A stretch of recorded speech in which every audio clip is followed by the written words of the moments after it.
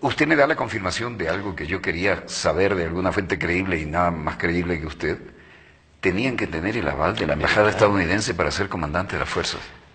Los nombres que se mandaban a la asamblea para elegir a los comandantes eran previamente revisados por la embajada norteamericana y siempre estaban los que habían ido a los cursos en Estados Unidos, Sí.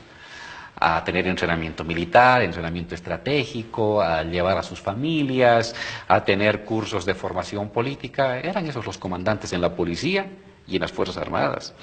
Los políticos, para poder ser candidatos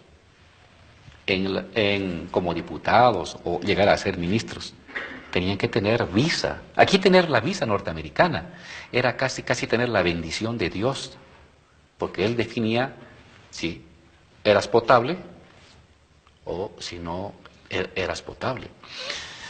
Tal era la vergüenza que una de las últimas embajadoras a nuestros propios políticos de los partidos del MNR, ADN, MIR, los hacía desfilar de vaqueros, les hacía formar en fila 3 cuadras alrededor de la embajada, vestidos de vaqueros, y todos iban esperando la palmadita del embajador, o la embajadora norteamericana en la entrada, lo que significaba que podían ser diputados en la siguiente legislatura, o que podían ser ministros en la siguiente gestión de gobierno.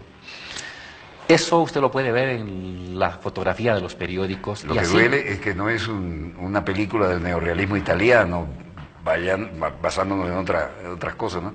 Esto duele, y con la credibilidad de un personaje importante como usted, una persona ante todo, duele tener que oír la confirmación de eso que alguna vez me negué a creer, ¿no? Pero es que es así.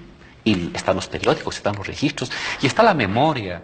Y hoy quedan todavía digamos así, los hijastros de esa vieja generación lacaya de políticos bolivianos que todavía clandestinamente se van a la embajada norteamericana a celebrar el Año Nuevo o la llegada del nuevo representante, y es pura esa gente que no tiene Thanksgiving Day. Que no tiene vergüenza, no tiene sangre en la cara y va detrás del patrón, poco a poco más a cepillarle los zapatos para pedir un poco de ayuda económica o asesoramiento. Walter, en Chapare hay un aeropuerto en Chimoré. Ni el presidente de Bolivia podía aterrizar sin autorización de la embajada norteamericana. Diablo. En el Banco Central de Bolivia, ese edificio que está el segundo más alto de La Paz ahora, porque el primero es ya la Casa del Pueblo, en buena hora. Amén. Ahí usted tenía en el piso 17 todo un piso que estaba compuesto por funcionarios del FMI. Lo pagaban los bolivianos, estaba en el edificio del Banco Central y ellos eran los que definían las políticas económicas de nuestro país. Y en Palacio, un mes, incluso cuando estaba el presidente Evo, un mes funcionaba una oficina de la CIA en uno de los recovecos que había del actual viejo Palacio de Gobierno. Entonces usted tenía toda la trama estatal. Es más, Ministerio de Economía tenía su salario 4.000, pero la embajada de algún país europeo le daba un plus del doble del salario o el triple. Todos los ministerios estaban loteados, 3 o 4 ministerios para una embajada, pluses. Otros ministerios de medio ambiente, agua, etcétera, para plus del Banco Mundial. Otros ministerios para otra embajada extranjera.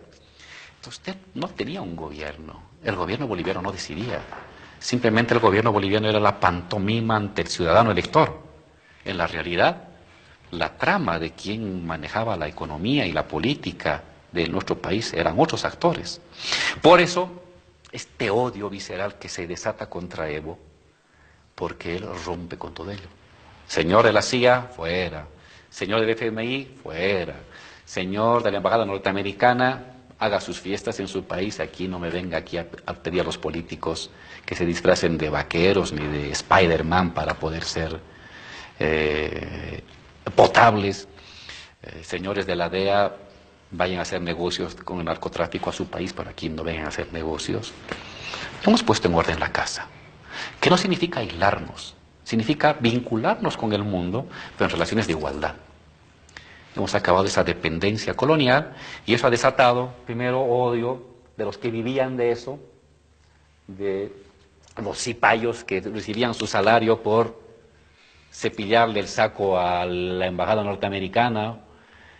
Nos odian, nos detestan. La conspiración permanente de los poderosos, de que no aceptan que un país como Bolivia, siempre tan dependiente, siempre tan miserable, siempre tan indigno, hoy sea sólido, soberano, digno. No lo soporta, no lo tolera. Y lo que más le duele que sea un ejemplo de la demostración de que sí se puede, ¿no? Y a la cabeza de un indígena, a la cabeza de un campesino. Eso es un dolor terrible, terrible. terrible, así es. El gran orgullo de tener un indígena en una presidencia tan noble, además, ¿no? La hija la hija preferida del Libertador, ¿no? Bolivia, ¿no? La hija predilecta. Y por fin, Walter, los bolivianos recibimos nuestro salario con nuestros propios recursos. No estamos tendiendo... Explíquenos eso, por favor. Lo que pasa es que nuestro país, muy rico en minerales, muy rico en hidrocarburos, lo que quiera nombrar lo tiene. eso no le pertenecía a Bolivia, le pertenecía a las distintas empresas extranjeras.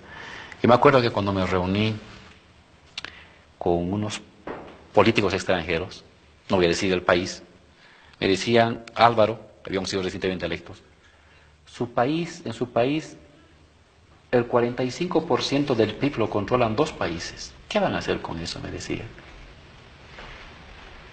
2 países controlaban casi la mitad de nuestro Producto Interno Bruto boliviano. El presidente Carlos Mesa, que estuvo 2 años antes que nosotros, para pagar los aguinaldos, tenía que viajar a Estados Unidos para pedir limosna o al Banco Mundial o al Fondo Monetario Internacional. Aquí hubo un enfrentamiento entre policías y militares en la plaza, se agarraron a balazos, porque el presidente Sáenz de Lozada tuvo que subir los impuestos, el pago de impuestos a la gente que recibía salarios, porque no le alcanzaba para pagar el salario de los profesores del siguiente mes. Y Estados Unidos no le hizo caso, es su amigo, pero estaba ocupado en otras guerras seguramente, y aquí subió los salarios y se enfrentaron policías y militares con varios muertos en la plaza. Es decir, era un país que tenía que contar los centavos para ver si le alcanza hasta el día 10 del mes, y después del día 10 hasta el 30 había que persignarse a ver quién se acordaba de Bolivia para darnos dinero. Esa era la historia de Bolivia durante décadas. Resulta que hoy Bolivia puede definir su incremento salarial, lo vamos a definir nosotros. No estamos preguntando al Fondo Monetario ni al Banco Mundial si nos van a prestar plata. Vamos a invertir en carreteras o en colegios con nuestros recursos. Es un país que ha ordenado la casa. Si había petróleo, pues ahora es de los bolivianos. Si había minerales, ahora es de los bolivianos. Si había energía, ahora es de los bolivianos. Y con ese dinero que nos genera esos bienes, distribuimos esta parte para aumentar producción, litio, industrias, este dinero para integrar Bolivia, Oriente, Occidente, este dinero para mejorar la educación y este dinero para incrementar salarios. Entonces, es un país que se sostiene sobre su propio trabajo y eso a uno le da dignidad. Cuando uno habla de soberanía, sin tener tu salario garantizado con tu propio trabajo, la soberanía simplemente es un discurso.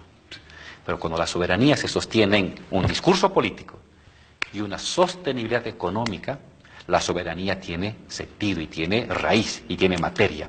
Y eso es lo que hemos logrado en esta última década.